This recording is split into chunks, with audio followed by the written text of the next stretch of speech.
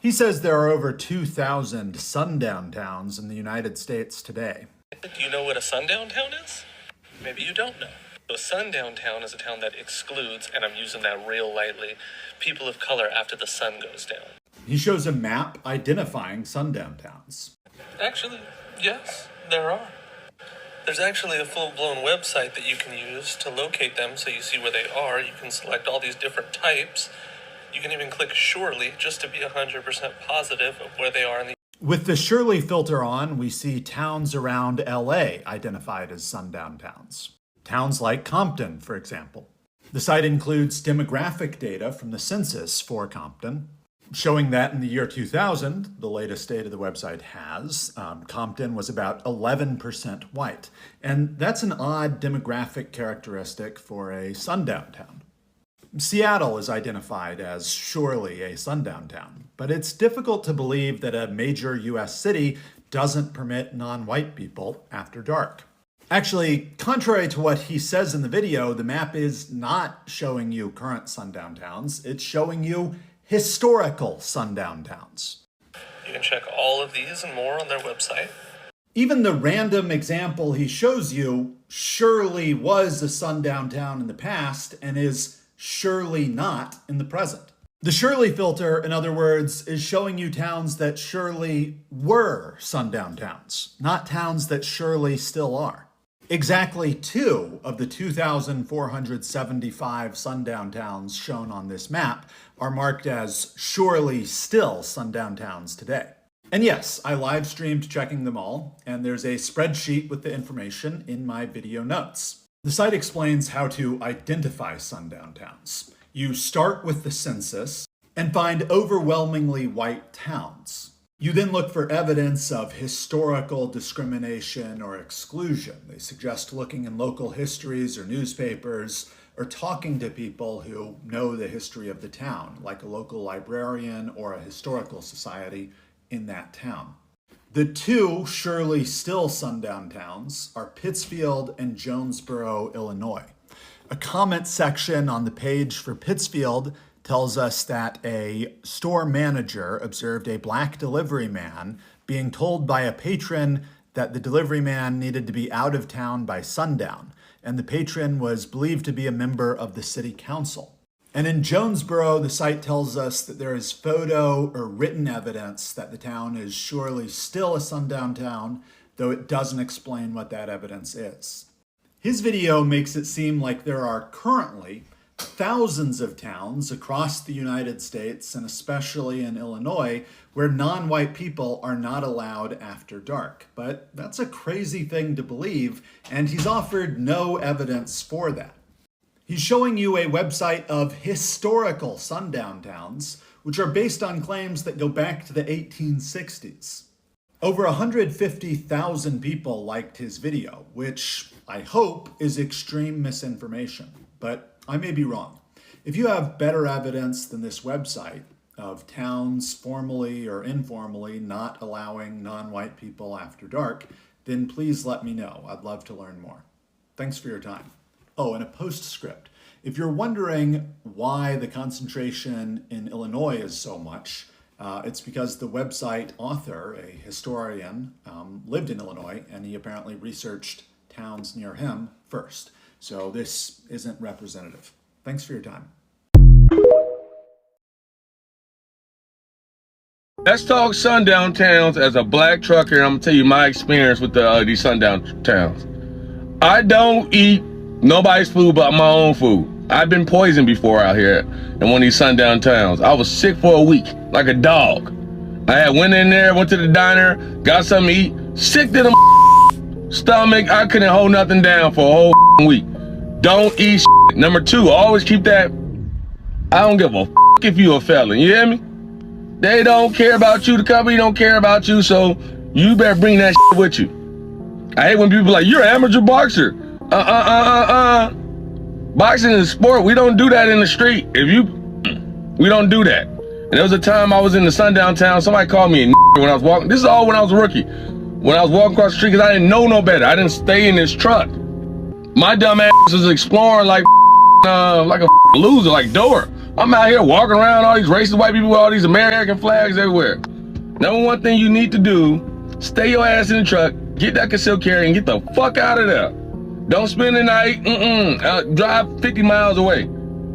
Find you a little warehouse or something to park at or something. You'll always find a warehouse anywhere. Fuck all of that. Hope that helps somebody out.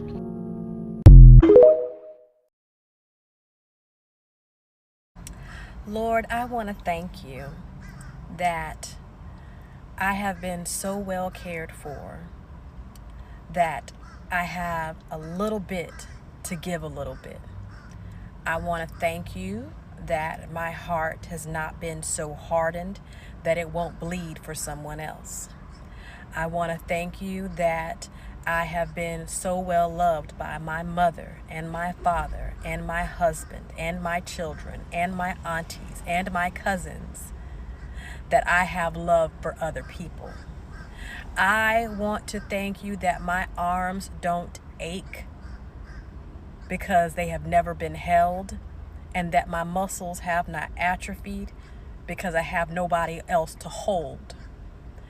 I am appreciative that there's peace in my life and that I have the faith of my grandmother, who had to endure real, everyday, constant discrimination and still had kindness in her heart. I wish that kind of peace for Iron Lion Zion up here. If you stayed, you can find more ways to help people in North Carolina at the Manna Food Bank. It is mannafoodbank.org. There's going to be an immediate need for food and water.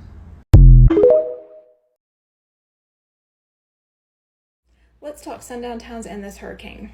A lot of people have not unpacked their baggage from Christianity, and they've now decided that this hurricane was a punishment from God to all of the Sundown Towns. So let's talk about those Sundown Towns. And then there's other people who claim that they don't know what a sundown town is. And that I actually believe, because I'd never heard the term sundown town until I was an adult.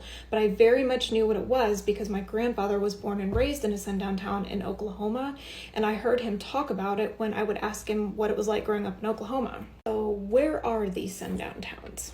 It's not that the South doesn't have them, but I got some questions about Indiana. Oh, New York, you guys are not off the hook here. Wisconsin, we have to have a conversation. Appleton, Wisconsin was a sundown town until 1970. California, you guys aren't off the hook either. In Oregon, you've got a whole different set of issues. You see, Oregon was a whole-ass sundown state. They put it in their state constitution in the 1840s that black people were not allowed to live there at all. And even though that was canceled out by the ratification of the 14th Amendment, it still remained in their state constitution until the 20th century. And a lot of people from the Northeast and the Midwest and the West Coast are probably going to be very uncomfortable looking at a map of sundown towns. They're probably going to do the same thing that a lot of the Southerners do, which is, oh, well, the past is the past. Don't we want to move on, from this ugliness? And to that I say, well, then you need to come get your hate groups now. Because have we moved on?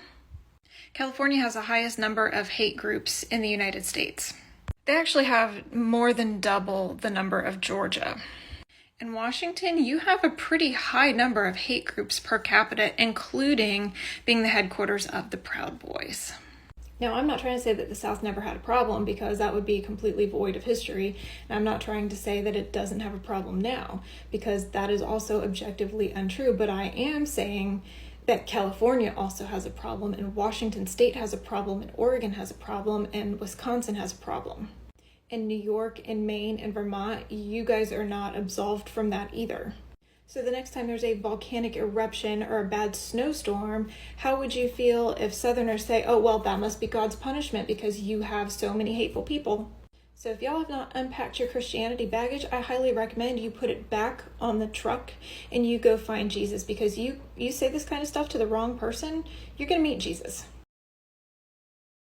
Hey family, so I have been napping and I woke up because I had a really, really, really bad dream. I had to pinch myself to make sure that it was a dream because I really wanted out of that life. And the first thing I see is my cat. And I was so happy to see her. I swear, y'all, I just felt so grateful because I know that it's really people out here whose houses are no longer there, who are missing family members right now. I have a couple of friends on here who are also without power, without water, without food, without internet. Like, a lot of people are not doing good because of this storm. Came across a couple of videos where folks were saying, oh, well, it's only Sundown Towns that were hit by this storm. Those towns don't want us there anyway. And I guess my question is am I supposed to feel okay with that? Like, am I supposed to feel good about these towns being demolished by the weather? Because I don't. It doesn't make me feel better. It doesn't make me feel happy. It's nothing to fucking celebrate. Because at the end of the day, if they were sundown towns, there's still babies there, children, animals. And all of those towns were not sundown towns. Like I said, I have friends on here who are not racist, who are also feeling the effects of this storm. Like, I'm pretty sure the hurricane didn't just single out a particular area because of the racist history of that area. Hell, I'm in Indianapolis, and as I was driving through it yesterday, there was trees all over the place. Sometimes bad situations just happen. How do we know that those areas weren't destroyed for political reasons? We just don't know. So sometimes it's just best to just not speak on shit that you really aren't sure of. And supposedly we got a whole fucking strike that's about to take place. That may affect all of us even more now than it ever was, because now we got people who are going to be without supplies for a long time. And having that hate in your heart, that doesn't make anything any better. It really just makes it worse, and it makes you look like a bad fucking person overall. Because don't think for a second that it can't happen to you. I'm quite sure that when Katrina happened, the people in New Orleans wasn't expecting for that to happen. Or when it happened in Texas, I'm quite sure that they weren't expecting that to happen. Quit thinking that you're exempt from fucked up shit happening to your city. Everything ain't always about race either.